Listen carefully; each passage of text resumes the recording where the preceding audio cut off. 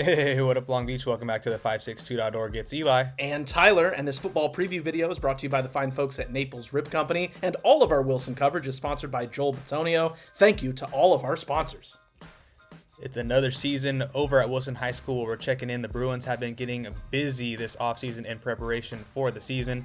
New coach over there, Roger Curtis, in his first year as head coach at Wilson, looking to change the culture over there. And there's been a lot of change at Wilson in the past couple of years, especially at head coach.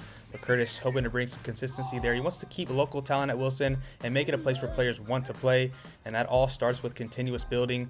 Wilson had some success last year with a deep playoff run that took them to a CIF championship game. And they want to keep that going upward. And they are sure motivated by that championship loss, Tyler. Yeah, absolutely. That's the first time they've ever made it to a CIF championship game. So Curtis was something to work with, leaning on some upperclassmen.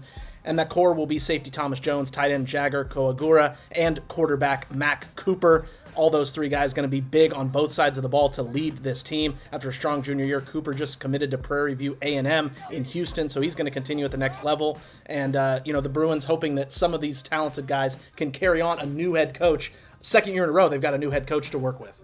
Yeah, so they're going to have to adjust there. And there's going to be a lot of guys playing both ways, Tyler. A lot of guys that are going to have to hope that their cardio is up so they can play both ways. And yeah, that's definitely going to be a big key. They've got to hit those gassers at the end of practice. At running back, senior Corey Scott is back. Sophomore Jamel Grigsby is a speedster who might factor in there as well. Dalen Foster going to be a big player on the defensive line, returning for the Bruins as they look to reinvent themselves, but also continue what they started to build a season ago.